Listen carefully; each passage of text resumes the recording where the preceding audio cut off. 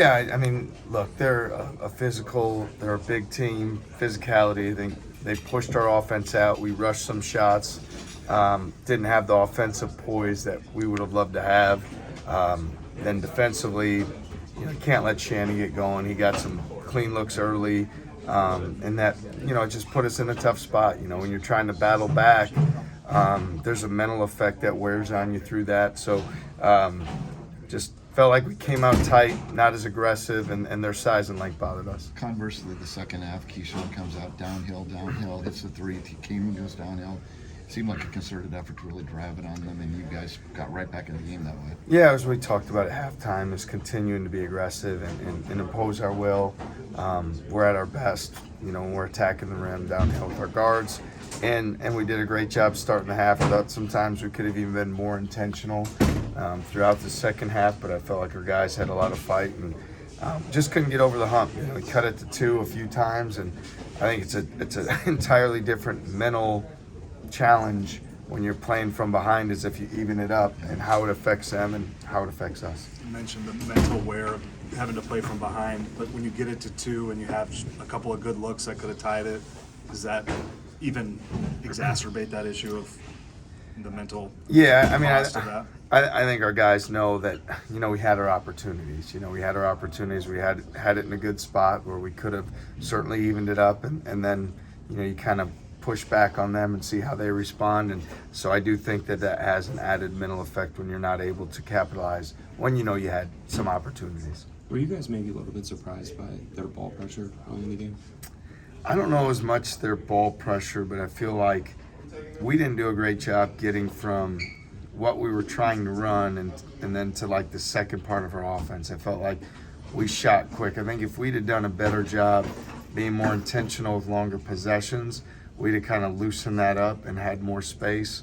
And I think certainly when Kurt Jones came in, he was able to give us that dynamic. But we know they're a big physical team, and we knew they were going to put bodies on bodies, and we just didn't handle it as well as we could have.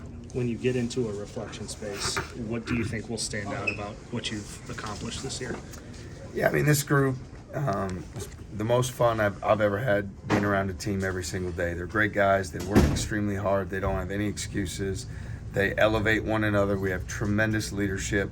What Rob Jones has done for this program over 3 years and how he set the tone not only benefited us in his time here, but will for years after.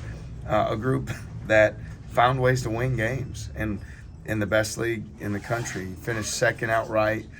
You go win 3 games at Hilton South. You get to the Sweet 16. You're undefeated at home. I mean, this group should feel really, really good about all they accomplished, which is a lot that they did this season. Wins and losses, I guess, aside, but did you feel like this group maxed out or got as close to their ceiling as you could ask?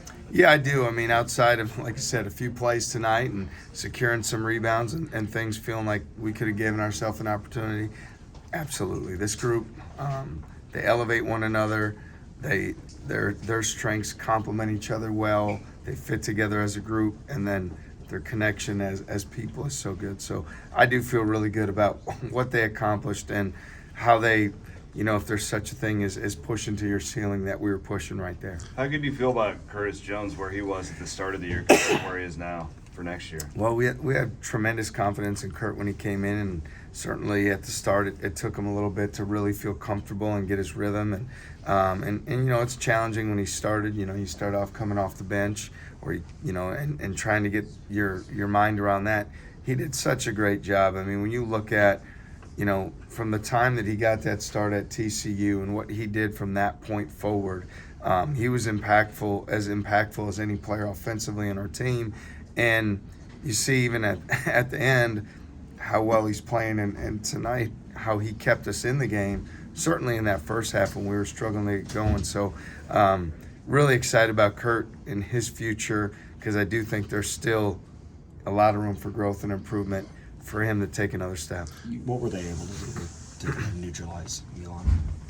Well, I think, again, the physicality, they've got bigger wings. Guys are 6'8", that are, older bodies, putting them on him, disrupting him, making every catch tough, making him have to put it on the floor, not allowing him to have any space. And, and again, he's been good and had his moments. You know, obviously, love to have. You know, I'm sure he'd have loved to be at his best here tonight. But Milan's a competitor. He's a winner. He's going to continue to improve and be better from this opportunity. You talk so much about day-to-day habits, right? How do those shift in the off-season for you in the program? Well, I think now, you know, as you get the season completed and you figure out, you know, what your roster looks like coming back, it's a commitment to getting in shots. It's a commitment to getting in the weight room.